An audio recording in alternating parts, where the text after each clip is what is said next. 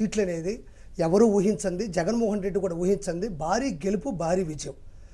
అంత పెద్ద భారీ విజయం అండ్ ఎంపీ సీట్లు వచ్చిన తర్వాత ఒక మనిషి ఒక ట్రాన్స్లోకి వెళ్ళిపోతాడు. అంటే అంటే మనము ఏమీ చేయకపోకుండా ఒక కోడి కత్తితో పొడిపించుకొని బాబాయిని గొడ్డలతో నరికి అలాంటి పరిస్థితుల్లోనే నేను 152 సీట్లు కొట్టానంటే ఇప్పుడు ఇంకా మనం కొన్ని పథకాలు అమలు చేశాం కదా, వస్తే 170 అది 170 వస్తాయని చెప్పింది అదే కారణం. మళ్ళీ 151 వస్తాయని చెప్పడానికి రీజన్ ఏంటంటే ఈ మధ్యన వచ్చినటువంటి వ్యతిరేకత, అంటే ఆ ట్రాన్స్లో ఉన్నారు. రెండోది వాళ్ళు ఓడిపోతున్నారన్న సంగతి వాళ్ళకి తెలుసు. లోపల క్యాన్సర్ లాగా లోపల తినుకుంటూ చర్మాన్ని తినుకుంటూ కణాలని, అంటే దాన్ని ఏమంటారు, మన యాంటీబయోటిక్ పూర్తిగా చచ్చిపోయింది, వాళ్ళలో చచ్చిపోతున్న సంగతి వాళ్ళకి పూర్తిగా, వాళ్ళకి సీట్లు తక్కువ వస్తే ఓడిపోతున్న సంగతి వాళ్ళకి తెలుసు. కాకపోతే మేకపోతు గంభీరం చూపిస్తున్నారు, పులి చర్మాన్ని గొప్పకొని బతుకుతున్నారు. ఎందుకంటే ఈ జూన్ 13వ తారీఖు నుంచి 4వ తారీఖు ఉన్న రోజుల్లో ఈ బెట్టింగ్ల విషయంలో ఎవరైతే పెట్టుకుంటున్నారో వాళ్ళని తగ్గించకూడదని జగన్మోహన్ రెడ్డి కూడా పెట్టడానికి రీజన్ ఏంటంటే తను లండన్కి వెళ్ళిపోతున్నాడు కదా, భయపడి వెళ్ళిపోతున్నాడు అని జనాలు అనుకోకూడదని ఐప్యాక్ అని ఒక లుచ్చా టీం ఒకటి ఉంటుంది, బ్రోకర్ టీం, అది గాడిద కొడుకుల టీం ఒకటి ఉంటుంది, ఐప్యాక్ టీం అని. వాళ్ళంతా ఎవరు, ఈ సజ్జల భార్గవ రెడ్డి అని, సజ్జల రామకృష్ణారెడ్డి కొడుకు సజ్జల భార్గవ రెడ్డి అని.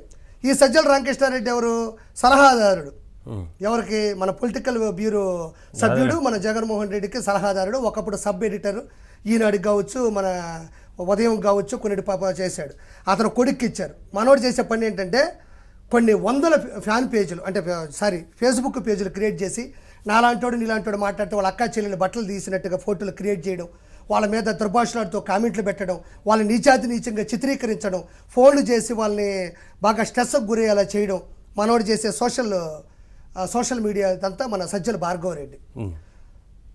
మనోడు జూన్ 4వ తారీఖుని మనోడు పడే పాటు చూస్తే నువ్వు ఆ రోజు ఈ 4వ తారీఖు నుంచి చాలా ఆనందపడతావు. మనోడు చేసిన చేష్టాలు, మనోడు అత్యుత్సాహం చేష్టాలు, మనోడు శ్రీరెడ్డికి డబ్బులు ఇచ్చి తిట్టించేది, మనోడు జగన్మోహన్ రెడ్డి గారికి వెళ్తాడు, ఆ జగన్మోహన్ రెడ్డి చెప్తాడు బిల్ పాస్ అవుతుంది డబ్బులు ఇచ్చేసి అంటాడు.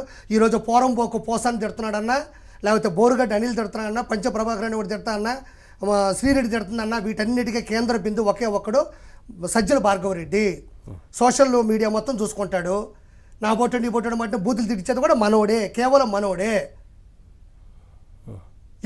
ఎవరన్నా మన వెంగళపూడి అనిత గారు మాట్లాడిన ఎవ్వరు ఏ ఒక్క విషయంలో ఒక్క మాట ఎవరి దగ్గర కేసు వెళ్ళి చెప్పినా, ఒక రసబండ దగ్గరికి వెళ్ళి చెప్పినా, వాడు మెసేజ్ చేసుకున్న ఫేస్బుక్లో నువ్వు పోస్ట్ చేసినా ఇమ్మీడియట్లీ మీ ఇంట్లో అక్కలు కానీ చెల్లెలు కానీ భార్యలు కానీ ఫోటోలు వాటి మీద దుర్భాషలు దౌర్భాగ్యంగా పెట్టించేది ఈ గాడిద కొడుకు సజ్జల భార్గవ రెడ్డి. ఈడి కథ జూన్ 4వ తారీఖు ఇప్పటికే సైలెంట్ అయినట్టు కనిపిస్తుంది కదా. సైలెంట్ అనేది ఏంటి అంటే చేయాల్సినంత చేశాడు. ఎలక్షన్స్ అయిపోయినాయి, ఇప్పుడు సైలెంట్ అయితే ఎంత, సైలెంట్ అవ్వకపోతే ఎంత.